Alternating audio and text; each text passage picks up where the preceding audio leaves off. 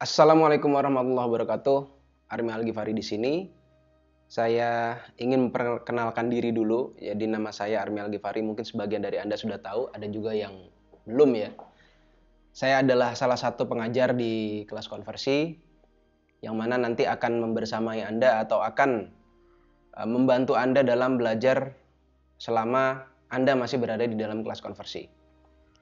Pada kesempatan kali ini saya ingin sedikit saja untuk memberikan arahan atau memberikan suatu petunjuk kepada Anda ya. Sekedar mungkin bisa dibilang semi-semi sharing tentang apa yang akan Anda hadapi dan segala infrastruktur atau cara berpikir Anda yang perlu digunakan, yang perlu diterapkan ketika Anda belajar di kelas konversi ataupun Anda belajar nantinya di tempat lain.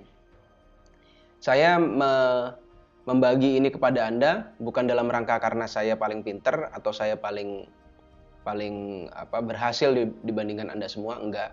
Saya yakin pasti ada orang-orang yang jauh lebih hebat dari saya, jauh lebih berhasil dari saya di kelas konversi. Hanya saja mungkin saya kebetulan belajar lebih duluan di bidang Facebook Ads atau saya kebetulan dapat ilmunya duluan. Bukan artinya saya lebih pinter. Kalau ilmunya nanti sama bisa jadi ya Anda jauh lebih hebat dari saya, itu sangat besar kemungkinannya. Gitu ya. Jadi saya mengungkapkan ini, saya ingin memaparkan ini dalam rangka supaya kita punya kesepahaman yang sama, supaya kita punya sudut pandang yang sama. Mungkin Anda sudah pernah lihat di video kakak juga, di beberapa video sebelumnya tentang mindset. Nah, video ini saya perbarui atau saya tambahkan aja lah supaya kita benar-benar saling ngerti maksud dari tujuan Mas Army atau Agan Khalid misalkan nanti ke depannya ketika ngajar itu maksudnya itu seperti apa gitu ya. Karena banyak yang sering salah tangkap, banyak yang akhirnya meleset memahami kami yang mana akhirnya menyebabkan ya kerugian diri sendiri. Oke, ada 4 hal yang ingin saya sampaikan di sini. Yang pertama adalah tentang pasif. Saya kasih judulnya pasif. Pasif maksudnya gimana Mas Army? Kami mempercayai bahwa ketika orang belajar sesuatu, maka yang terbaik cara belajarnya itu adalah bukan dengan cara disuapi atau dikasih materinya terus-menerus. Semua yang ada di dalam kepala murid bertanya langsung dijawab, enggak. Jadi mengajar itu menurut kami setelah beberapa batch berlalu dan kemudian saya sendiri juga ngajar dalam tanda kutip ya, ngajar di karyawan kita sendiri di kantor. Great teachers don't teach. Jadi yang terbaik itu bukan malah mengajarkan dalam arti mengajar benar-benar kayak mengajar anak TK, enggak. Tapi yang kami lakukan adalah mengencourage supaya Anda bisa belajar seoptimal mungkin dengan fasilitas yang sudah disiapkan. Kalau memang ada hal-hal yang belum terbahas di dalam fasilitas kakak, anggaplah Basecamp ya, kita sebut fasilitasnya Basecamp. Kalau ada yang tidak tercover di dalam Basecamp itu bisa Anda tanyakan. Tapi kalau memang sudah ada di Basecamp, yang kami percaya betul-betul secara sungguh-sungguh bahwa kalau Anda pengen berhasil, Anda pengen belajar dengan serius, maka Andalah yang akan mengambil tanggung jawab itu. Jadi saya yang paling bertanggung jawab terhadap keberhasilan saya sendiri di masa depan. Saya ingin menggunakan fasilitas Basecamp supaya saya bisa berkembang. Basecamp yang disediakan oleh kakak. Di sana sudah tersedia knowledge base yang sangat komplit, kemudian materi-materi juga sudah sangat banyak. Lalu di sana ada diskusi yang terjadi juga, bukan sekedar materi ya, diskusi. Mungkin Anda muncul pertanyaan, ada sudah terjawab di sana. Atau mungkin Anda merasa kayak, Mas ini ditanya ini tahun 2018 Mas atau 2019. Ini masih update nggak ya? Nah, Anda mungkin bisa bertanya seperti itu di situ. Tapi kalau Anda tiba-tiba baru Anda nonton materi, Anda nggak mau baca lagi, langsung Anda bertanya di situ, itu akan merugikan teman-teman yang lain juga. Yang mana itu ya akhirnya menyebabkan Anda mengalami kerugian sendiri. Gitu. Jadi pasif itu siapa? Gurunya pasif. Kami ini pasif nih. Bukan yang terus-terusan, ayo kamu sudah ngerti apa belum? Enggak. Kalau Anda nggak nanya, ya nggak akan ada jawaban. Karena pertanyaan, jawaban hanya muncul kalau ada pertanyaan. Apakah saya akan memberikan satu langkah yang pasti yang harus dilakukan? Mas, saya ketika join, saya berharapnya ada satu yang benar-benar pasti nih yang saya lakukan, pasti berhasil. ya kita kuliah juga atau kita sekolah juga nggak pernah kita menuntut guru atau dosen kita atau kampus kita bahwa kalau kita sudah terjun di dalam kampus pasti dapat pekerjaan. Nggak ada. Tuhan juga menciptakan kita nggak pasti langsung kamu diciptakan pasti kamu akan berhasil atau kamu jadi X atau jadi Y. Enggak, pasti kan bukan dibuat ya, apa ya, choice-nya itu ada di kita sendiri. Jadi kalau Anda mulai mengambil sikap bahwa oh ya saya yang tanggung jawab nih terhadap diri saya sendiri, saya maksimalkan apa yang ada, sudah ada fasilitas yang sudah saya bayar. Itu kira-kira poin pertama tentang pasif. Kemudian poin kedua, ini karena saya orang Jawa, background saya orang Jawa, ada satu akronim di Jawa itu, yaitu namanya ngelmu. Ngelmu itu bahasa sederhananya ya mencari ilmu. Orang Jawa ngomongnya ngelmu kalau orang Jawa kuno ya bisa jadi kayak semacam mencari pesugihan gitu-gitulah. Cuman ini ngelmu dalam konteks yang umum ya, ngelmu. Nah, akronimnya kalau di bahasa Jawa itu namanya angel tinemu. Jadi menemukannya itu susah. Angel itu susah, tinemu itu ketemu gitu. Menemukannya susah, itu sangat dalam filosofinya bahwa ketika ngelmu itu pasti, ketika kita mencari ilmu itu pasti susah. Itu sudah karakteristik. Makanya kalau Anda di pesantren, kebetulan saudara saya juga banyak yang di pesantren juga. Ketika di pesantren itu selalu babnya itu adalah bab cara mencari ilmunya dulu nih. Bab cara belajarnya yang pertama kali diajari. Dan nggak ada namanya pesantren itu virtual atau kita kayak begini ini nggak ada. Jarang. Karena yang namanya pesantren, yang namanya mencari ilmu itu adalah murid mendatangi gurunya.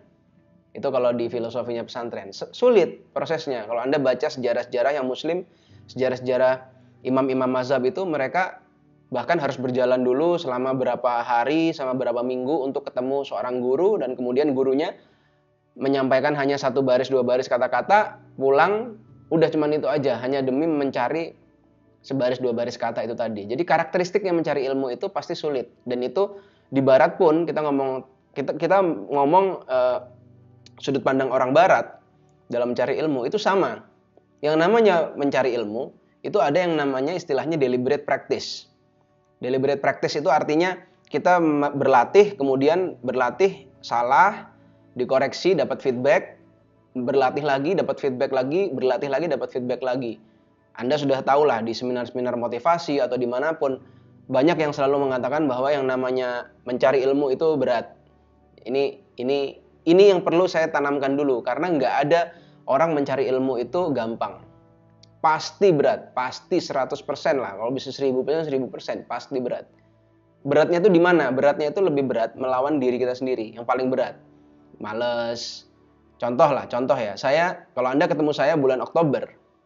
Nah, Anda ketemu saya bulan Oktober atau Anda ketemu saya bulan Agustus, September, Oktober itu. Anda ketemu saya adalah versi saya, Army Al-Ghifari, dalam versi yang kesehatannya paling buruk sepanjang Army Al-Ghifari pernah hidup.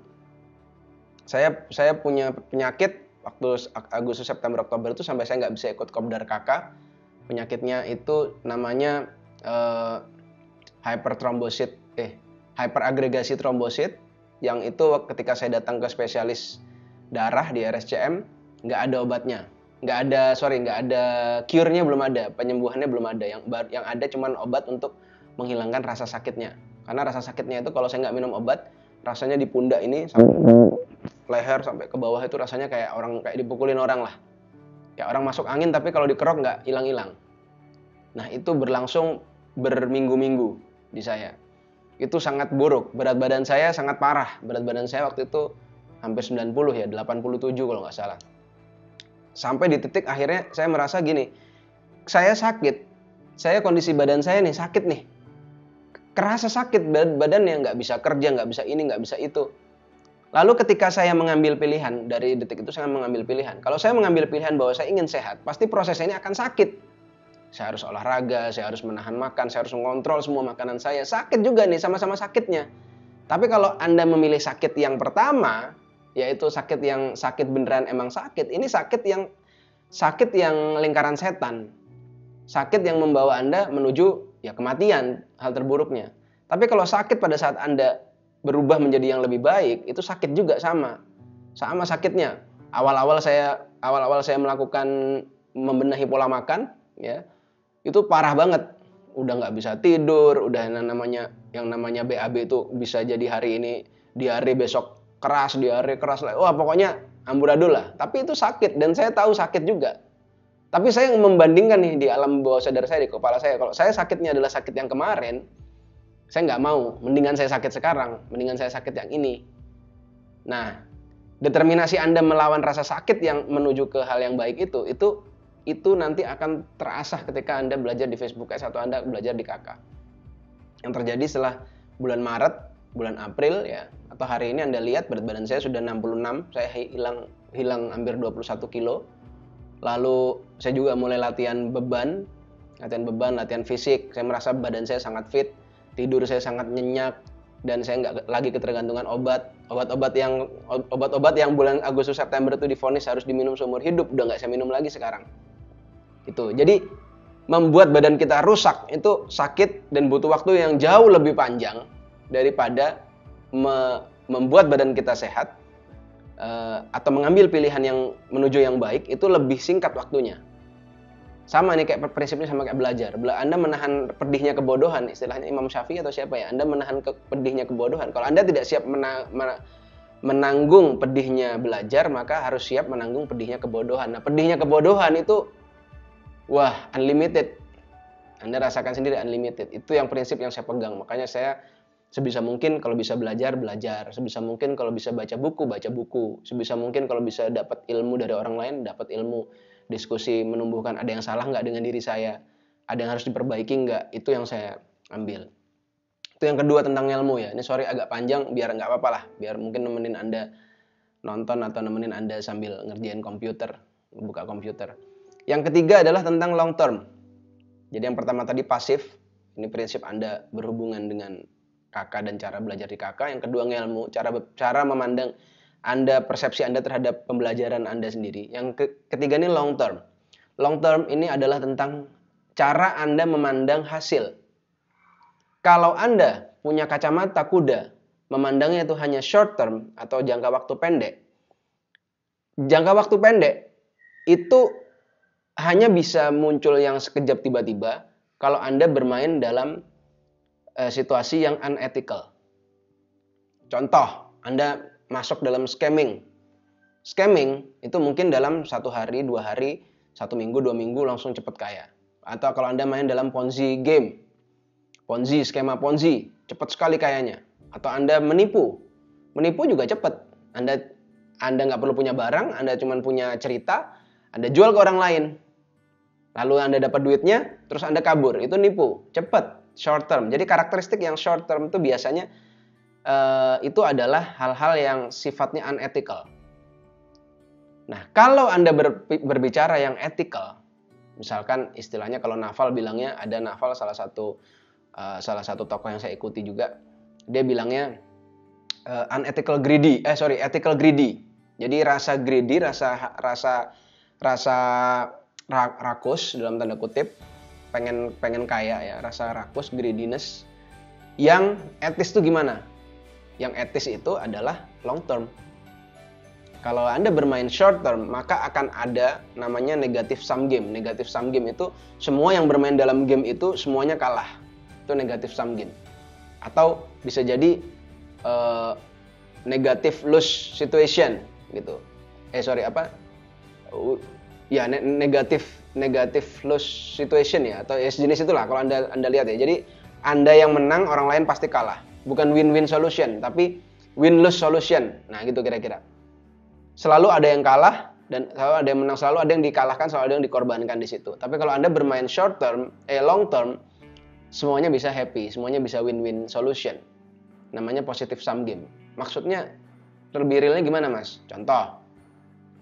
Kalau Anda bermain short term, berarti Anda pengen, kalau kasus Facebook Ads ya, Anda pengen untung sebesar-besarnya dengan margin yang sangat tinggi untuk barang yang harganya sangat murah, bisa di-up sampai berlipat-lipat, padahal bisa jadi Anda tidak memberikan benefit banyak terhadap produknya.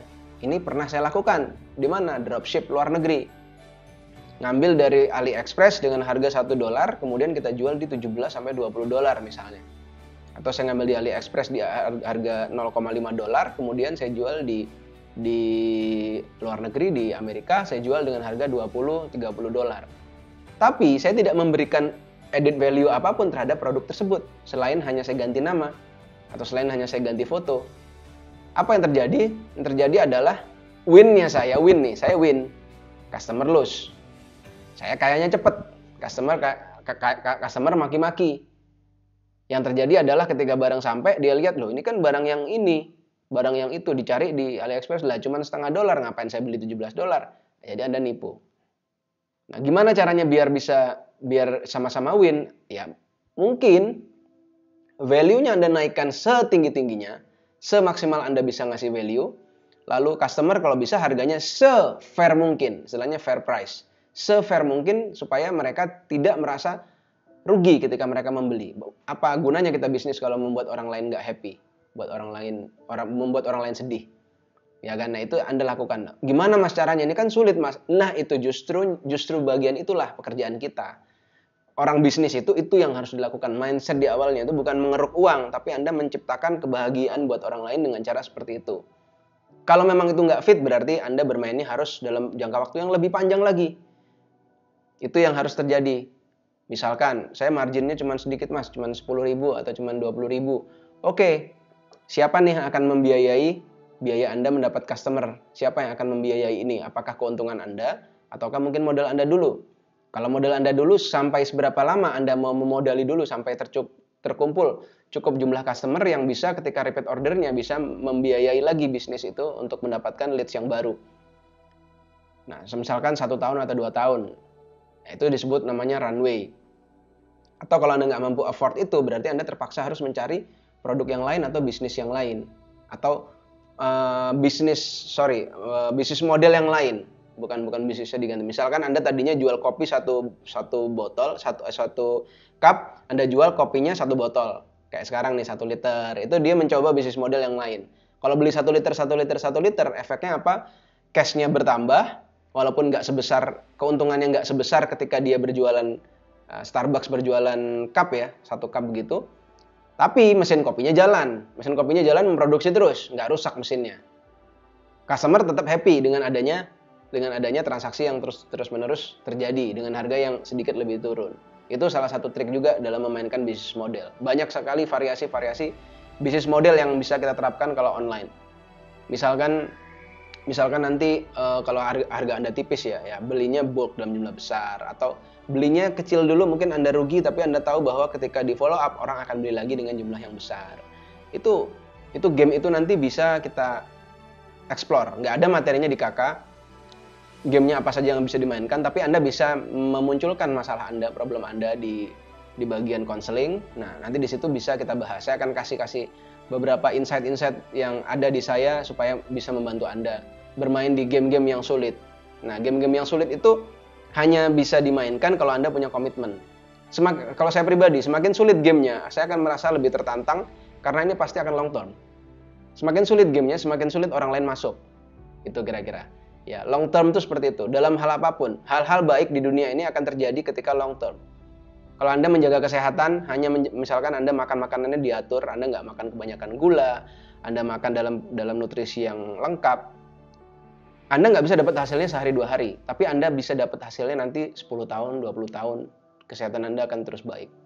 Lalu Anda investasi, untungnya cuman naiknya marginnya capital gainnya cuma 2%, 3% mas. Ya kalau cuma 2%, 3%, kalau 1 bulan nggak kerasa. Tapi kalau Anda bermain gamenya 10 tahun, 20 tahun, ya akan sangat kerasa. Ilmu yang Anda pelajari waktu SD kayak nggak seberapa, tapi dampaknya sekarang Anda bisa berhitung, matematika, dan seterusnya itu terasa. Jadi semua hal-hal baik di dunia ini, hal-hal besar di dunia ini hanya bisa terjadi dalam long term game. Kalau Anda bermain long term, berarti Anda sudah menikah dengan satu komitmen tertentu, dalam satu field tertentu, dalam karya tertentu yang itu akan membuat Anda jadi lebih baik di masa mendatang. Pasti, long term itu pasti resultnya akan memberikan potensinya 99,9% akan menjadi baik. Tapi kalau Anda berharapnya jangka pendek, yaitu volatile. Kalau volatile berarti ya ada kemungkinan Anda losses di situ, rugi. Kalau Anda mainnya jangka panjang, pasti untung. Main Facebook Ads, pengennya cuma sebulan 2 bulan, ya pasti akan Anda ada boncosnya. Tapi kalau Anda berniat menikah dengan Facebook Ads-nya 20 tahun atau 10 tahun, pasti untung. Bisa saya jamin. Itu ya. Terakhir, yang keempat ya adalah mengenai playing field. Tadi long term game yang Anda mainkan, kemudian playing field. Anda mau bermain di field yang mana nih? Ya, bermain di field yang mana di dalam konteks kehidupan. Satu saran saya, jangan pernah bermain dalam status game. Status game itu artinya, contoh ya, status game itu adalah, ya kalau sederhananya Anda lihat di Facebook aja, orang bikin status itu status game. Bikin status misalkan, Alhamdulillah saya sudah dapat profit 10 miliar, misal. Alhamdulillah tim saya bertambah 1 juta orang, atau bertambah 100 orang. Yuk teman-teman, yuk para CS-ku. Misalkan ada foto CS-nya nih, ada 20-30 foto CS, yuk CS-ku. Kita gas bulan ini, misalkan. Itu Anda lagi ngomong sama CS, atau Anda lagi ngomong sama orang yang nonton CS supaya orang lain menganggap kamu pinter, atau menganggap kamu hebat, atau menganggap kamu keren sekali, bisnisnya gede. Itu status game. Jadi Anda berharap pengakuan dari orang lain, yang mana pengakuan orang lain itu bisa memberikan insentif rasa sukses bagi Anda. Kalau Anda memainkan itu, Anda akan terus-menerus bermain di dalam gamenya orang lain. Kalau orang lain nggak nge-like, atau orang lain nggak memuji kita di bagian yang itu, kita merasa down, kita merasa sedih. Nah, kalau Anda terus-menerus menggantungkan kehidupan Anda dengan status game, dengan game-game seperti itu, ini sama saja dengan Anda membunuh atau Anda menghancurkan diri Anda sendiri. Game of status ini tuh dimainkan Homo sapiens sudah sejak lama. Misalkan atau bisa disebut banyak makhluk di dunia ini tuh memainkan status game. Contohnya monyet misalkan. Monyet itu siapa yang kuat dia yang menang. Harimau misalkan, mereka memainkan status game. Saya ini adalah rajanya di sini. Jadi selalu mengcompare dengan orang lain terus. Itu status game. Selalu membuat saya adalah orang nomor 1 di sini. Anda nggak berhak ngomong seperti itu. Saya udah berpengalaman nih di bagian yang ini. Kamu nggak bisa. Bermain raja dan rakyat itu bermain status game. Bermain autoritativeness itu status game. Anda bermain game ya penguasa. Anda bermain game misalkan tadi kayak game paling sederhananya yang paling bego-begoannya ya tadi di status Facebook itu banding-bandingin dengan orang lain. Itu status game. Nah, game yang harus Anda mainkan itu adalah game yang sebaliknya, yaitu game yang positive sum game. Kalau yang pertama tadi negative sum game, yang kedua ini positive sum game. Positive sum game itu apa? Anda bermain dengan diri Anda sendiri. 1 tahun yang lalu saya masih ingat, saya masih punya ada satu bisnis yang bahkan bisnis ini saya anggap kayak udah mau mati aja. Tapi hari ini kalau saya compare hari itu saya mainkan dengan komparasi dengan orang lain, ini bisnis sudah saya tutup. Tapi karena saya nggak memainkan itu, saya memilih, saya mau men-challenge nih diri saya sendiri. Masa saya nggak bisa, ya berapalah naik omsetnya di situ. Saya pengen menjadi orang yang komitmen, saya pengen menjadi orang yang bukan the quitters, saya pengen menjadi orang the winners. Apa yang saya kerjakan harus jadi emas. Apa yang saya kerjakan harus menjadi sesuatu. Nah itu, tahun ini, hari ini, detik ini, bisnis yang tahun lalu saya anggap mau mati itu berkembang. Tumbuh, bahkan tumbuhnya di luar ekspektasi saya. Tapi ada juga, begitu saya mulai memainkan ada produk yang saya mainkan status gamenya, nah, saya kehilangan energi, ini saya sendiri. Saya kehilangan energi untuk meneruskan itu. Yang akhirnya ya salah saya sendiri.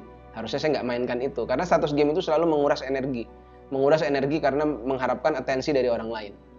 Nah, jadi saran saya yang terbaik adalah bertarunglah dengan diri sendiri, jangan lihat ke anak-anak kakak, jangan lihat orang lain, jangan lihat siapapun bisnisnya dimanapun itu di luar sana bisnis, itu jangan dilihat. Lihatlah apa kondisi Anda hari ini, apa yang bisa Anda lakukan dengan kondisi Anda yang sekarang untuk membawa bisnis Anda naik menjadi beberapa tingkat ke depan.